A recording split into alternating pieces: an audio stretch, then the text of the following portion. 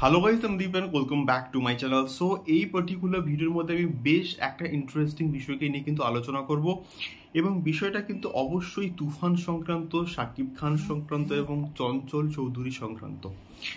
তো এখন যে বিষয়টা হচ্ছে সেটা হচ্ছে কি, আমরা কিন্তু মোটামুটি এইটুকু কনফার্ম ধরতে পারি যে শাকিব খানের তুফানে চঞ্চল চৌধুরী কিন্তু থাকতে চলেছে এবং একটা স্ট্রং অ্যান্টাগনিস্টের কিন্তু রোল সম্ভবত প্লে করবে আমাদের চঞ্চল চৌধুরী।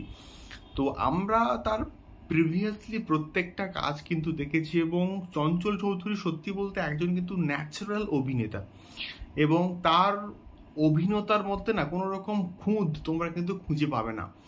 একদম ন্যাচারাল তিনি কিন্তু অভিনয়গুলো করে, তার প্রত্যেকটা কাজ তোমরাও দেখে নিও এবং তোমরা যারা দেখেছো তারা অবশ্যই কিন্তু বলতে পারবে। তো এখন বিষয়টা হচ্ছে শাকিব খানের একটা কিন্তু অফিসিয়াল ফার্স্ট লুক কিন্তু এসছে তুফানের তরফ থেকে। এবারে শাকিব খান যেহেতু এখানে প্রোটাগনিস্ট, তো অ্যান্টাগনিস্টেরও কিন্তু একটা লুক আসা উচিত। তো এটা আমার অ্যাটলিস্ট মনে হয়, বা এটা আমার সম্পূর্ণ ব্যক্তিগত মতামত, যে যেহেতু শাকিব খানের একটা এখানে লুক এসছে, যে লুকটা রীতিমতো জাস্ট ভাইরাল হয়ে গিয়েছিল এবং যে লুকটাকে নিয়ে এখনও কথাবার্তা হয়, যে এই রকম পোস্টার ডিজাইন ওপার বাংলাতে কিন্তু তেমনভাবে আমরা দেখি না বা দেখতে পাই না। তেমনিভাবে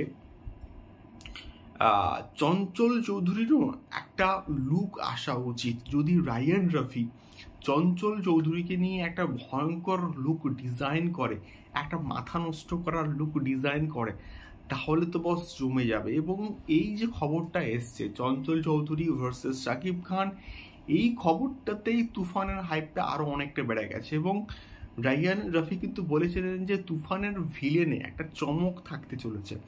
তো সেই চমকটা কিন্তু অবশ্যই চঞ্চল চৌধুরী, এবং তার সঙ্গে সঙ্গে যদি এরকম একটা লুক ডিজাইন করা হয় তাহলে কিন্তু ব্যাপারটা বস জমে যাবে। এবং চঞ্চল চৌধুরীকে নিয়ে কি বলবো, আমার প্রচুর আশা রয়েছে এবং তিনি এই পার্টিকুলার কাজটা জাস্ট ফাটিয়ে দেবেন।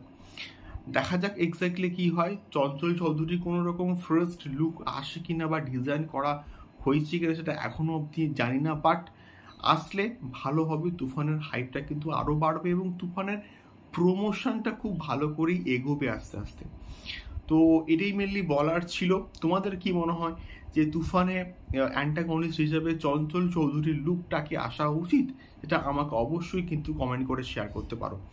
দেখা হচ্ছে পরবর্তী ভিডিওতে। টাটা।